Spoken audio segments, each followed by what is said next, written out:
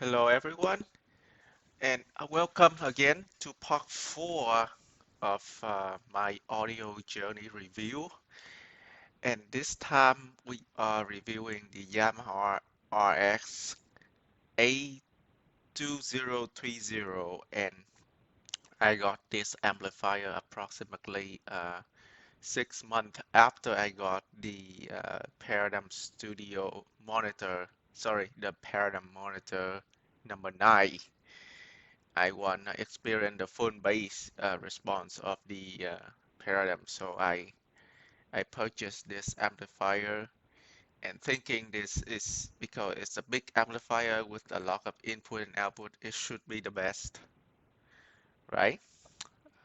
Turn out I was wrong.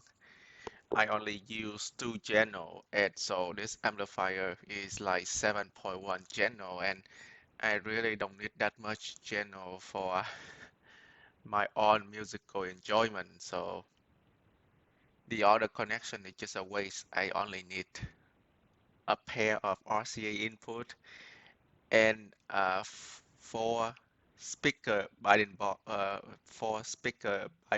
posts in the entire amp. So I pretty much don't utilize the full potential of this amplifier at all. This amplifier is a streamer. It have built-in streamer DLNA and AirPlay, and it also have a DAC, ESS DAC, no name DAC actually, and they advertise it as a low noise DAC. It sounds a little bit better than my previous no name Class D amp. It have a very forward sound, which is a signature sound of typical Yamaha equipment. Once again, even though this I play it using I use the amp in conjunction with my Paradigm Monitor 9, which is a very big floor standing speaker. I still feel like the bass is fairly weak and less prominent comparing to the high frequencies. It also have a weak dynamic swing because it have a small transformer inside of it. The the majority of the Yamaha was used for the input and output,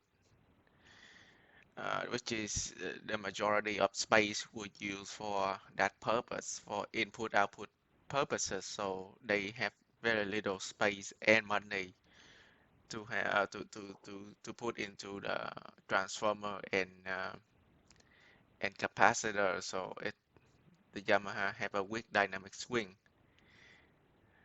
Um, it's overall the Yamaha is a step up from my Class D amp, right? But the bass is a little bit less agile, less snappy than Class D amp. But overall, sound signature is a pretty good amp. Um, at that time, the only amp that I ever know in the market is the Yamaha. Is the Yamaha. So I I don't know much about the other amp in the market to try. So I'm I'm going to stick with it for quite a while before I move on to the other amp. But my this amp is good. This amp have a very special feature. It's called the pure direct mode, uh, and it's the button you can press on the remote control, and it's gonna turn this amp into a pure direct mode. And in the pure direct mode, it will shut down every other processing and uh, every other audio processing as well as LED in the amp. So the signal will be shorted in pure direct mode, and the most uncontaminated one. So in pure direct mode, the sound of the amp become a lot better. I mean, the moment I press the pure direct mode, the image begin to snap into space.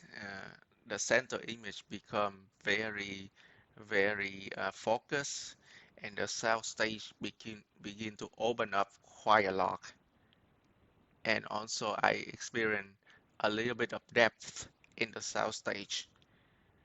Also the tweeter, the high frequency also begin to get a little bit sweeter and you know more prominent and more enjoyable. So if you are going to use this amp, then I recommend that you are only listen to it in pure direct mode because it's pretty much the only mode that I enjoy when I listening to this amp.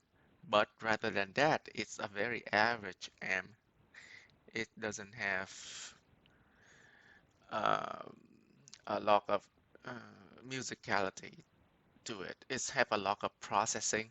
It tend to process your music quite a lot. So it's get in the way between you and your music. In pure direct mode, it does it a lot less. But you know, I was quite disappointed with this amp. Even though I pay $1,000 for it, I quite disappointed about it. I feel like the quality of this amp is just not up to the standard that I want it to be. But this is my first adventure into Class AB amp, so I will be more careful next time to choose a better component. But for now, I will have to stick with it for a couple of months and see what happens. All right.